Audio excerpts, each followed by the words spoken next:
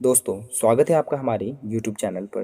दोस्तों, आज हम देखने वाले हैं करवा चौथ की व्रत कथा। वीडियो को पूरा देखें ताकि आपको सारी बातें बहुत अच्छे से समझ में आए। चलिए शुरू करते हैं। बहुत समय पहले की बात है। एक साहूकार के 7 बेटे और उनकी एक बहन करवा थी।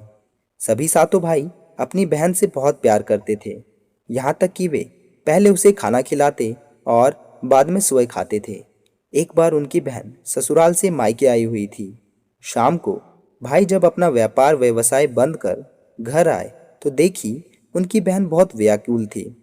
सभी भाई खाना खाने बैठे और अपनी बहन से भी खाने का आग्रह करने लगे, लेकिन बहन ने बताया कि आज उसका करवा चौथ का निर्जल व्रत है और वह खाना सिर्फ चंद्रमा को देखकर उसे अर्घ देकर ही खा सकती है। चूंकि चंद्रमा अभी तक नहीं निकला है, इसलिए वह भूख प्यास से व्याकुल हो उठी है। सबसे छोटे भाई को अपनी बहन की हालत देखी नहीं जाती और वह दूर पीपल के पेड़ पर एक दीपक जलाकर चलनी की ओट में रख देता है। दूर से देखने पर वह ऐसा प्रतीत होता है कि जैसे चतुर्थी का चांद उदित हो रहा हो। इसके बाद भाई अपनी बहन को बताता है कि चांद निकल आया है, तुम उसे अर्घ देने के बाद भोजन कर सकती हो।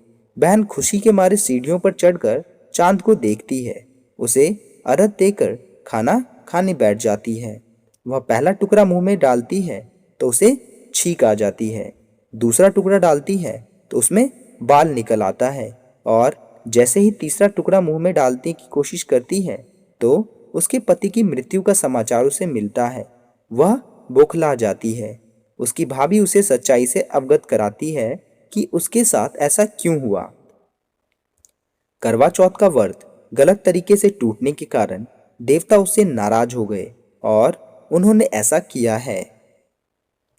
सच्चाई जानने के बाद करवा निश्चय करती है कि वह अपने पति का अंतिम संस्कार नहीं होने देगी और अपने सतीत्व से उन्हें पूर्ण जीवन दिलाकर रहेगी। वह पूरे 1 साल तक अपने पति के शव के पास बैठी रहती है, उसकी देखभाल करती है। उसके ऊपर उगने वाली सुईनुमा घास को वह एकत्रित करती जाती है। 1 साल बाद फिर करवा चौथ का दिन आता है। उसकी सभी भाभियां करवा चौथ का व्रत रखती हैं। जब भाभियां उससे आशीर्वाद लेने आती हैं तो वह प्रत्येक भाभी से यम सुई ले लो, पिय सुई दे दो, मुझे भी अपनी जैसी सुहागिन बना दो, ऐसा आग्रह करती है। लेकिन हर भाभी उसे अगली भाभी से आग्रह करने का कहकर चली जाती है। इस प्रकार जब छठे नंबर की भाभी आती है तो करवा उससे भी यही बात दोहराती है। यह भाभी उसे बताती है कि चूंकि सबसे छोटे भाई की वजह से उसका व्रत टूटा था, अंततः उसकी पत्नी में शक्ति है, वह तुम्हारे पति को दोबारा जीवित कर सकती है। इसलिए जब वह आए तो तुम उसे पकड़ लेना और जब तक वह तुम्हारे पति को जिंदा ना कर दे उसे नहीं छोड़ना। ऐसा कहकर वह चली जाती है।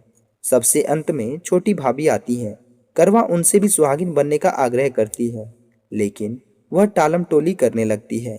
इसे देख करवा उन्हें जोर से पकड़ लेती है और अपने सुहाग को जिंदा करने के लिए कहती हैं। भाभी उनसे छुड़ाने के लिए नोचती हैं, खड़ोरती हैं, लेकिन करवा नहीं छोड़ती हैं। अंत में उसकी तपस्या को देख भाभी पसीज जाती हैं और अपनी छोटी उंगली को चीरकर उसमें से अमृत उसके पति के मुंह में डाल देती है। करवा का पति तुरंत श्री गणेश कहता हुआ उठ बैठता है। इस प्रकार प्रभु कृपा से उसकी छोटी भाभी के माध्यम से करवा को अपना सुहाग वापस मिल जाता है। हे श्री गणेश, माँ गौरी, जिस प्रकार करवा को चीर सुहागन का वरदान आपसे मिला है, वैसा ही सब सुहागिनों को मिले। तो दोस्तों, ये थी कथा। आशा करते हैं आपको हमारी वीडियो पसंद आई हो। हमारे वीडियो को लाइक जरूर करें और चैनल को सब्सक्राइब करना ना भूलें। मिलते हैं अगले वीडियो में, तब तक के लिए थैंक यू, धन्यवाद।